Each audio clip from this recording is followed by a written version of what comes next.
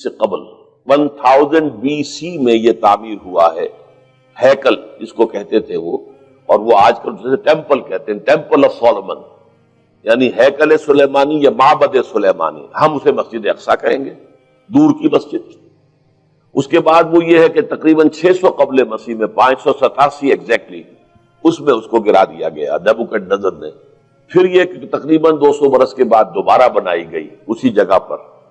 پھر اسے 70 عیسوی میں پھر گرا دیا گیا، وہ آج تک گری پڑی ہے۔ تو جب حضور صلی اللہ علیہ وسلم کو معراج ہوا ہے تو وہاں کوئی عمارت نہیں تھی، البتہ یہ کہ معلوم ہوتا ہے کہ ایک گرجا وہاں پر بنا دیا گیا تھا، اس لیے کہ یہ جب ہیڈریان نے اس کو آباد کیا دوبارہ سن 70 میں تو تباہ و برباد کر دیا تھا ٹائٹس رومی نے سن 70 عیسوی میں، حضرت عیسیٰ علیہ السلام کے رفع سماوی کے 40 برس کے بعد تو اسے گرا دیا اور پورا شہر ویران کر دیا۔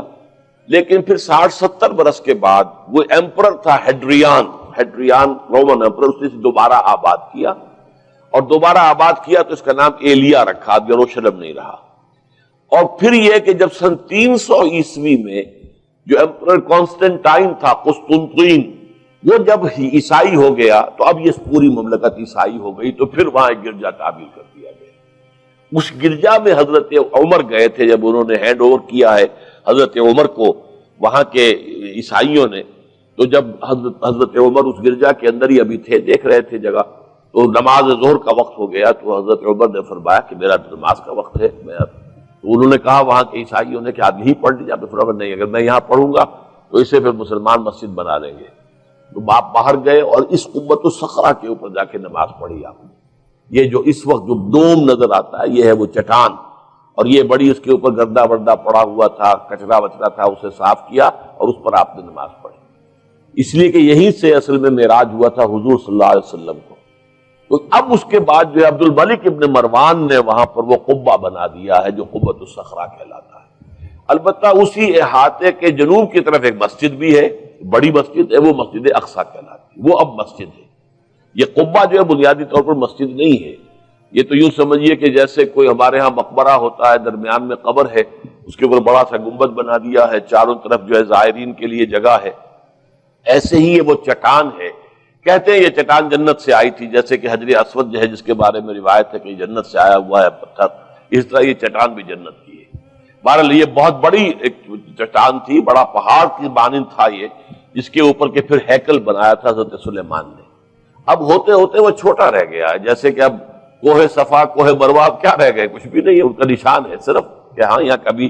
ایک پہاڑی ہوتی ہوگی جس کے کچھ پتھر جو ہیں وہ نظر آ رہے ہیں۔ اسی طرح سے وہ ایک چٹان ہے، اگرچہ بہت بڑی ہے کوہ صفا اور مروہ کے مقابلے میں، تو اس کے گرد ایک پلیٹ فارم سا بنا دیا گیا ہے اور اس کے اوپر یہ قبہ ہے۔ تو یہ ہے اصل میں جو کہ حرم شریف کہلاتا ہے اس وقت، اور سارا جھگڑا جو ہے یہود کا اور مسلمانوں کا وہ اس پر ہے، ورنہ یہودی براک جو ہے، جو یہودی وزیر اعظم ہے اس وقت، اس نے یہ آفر تو کر لی تھی کہ ٹھیک ہے مسجد اقصی موجود رہے اور اس کے اوپر جو ہے کنٹرول بھی فلسطینی مسلمانوں کا رہے، لیکن یہ قبۃ الصخرہ پر نہیں ہے، اس لیے کہ یہ ہے وہ جگہ جہاں انہیں اس کو گرا کر اور اپنا تھرڈ ٹیمپل تعمیر کرنا ہے۔ یہ انہوں نے اپنے یہودی جو مذہبی عناصر ہیں انہیں رشوت دے رکھی ہے کہ باقی ہر معاملے میں تم ہمیں اجازت دے دو کہ ہم نے سینائی واپس کر دیا، ٹھیک ہے، گولان ہائٹس بھی واپس کر دیں گے شام کو، اور اسی طریقے سے ویسٹ بینک وغیرہ پر ہم ایک فلسطینی ریاست بنا رہے ہیں، تم اس کی اجازت ہمیں دے دو، لیکن ہم یہ جہاں تک یروشلم کے بارے میں ان کا کہنا تھا کہ یہ ہمارا جوائنٹ ایک ہی متحدہ دارالخلافہ رہے گا،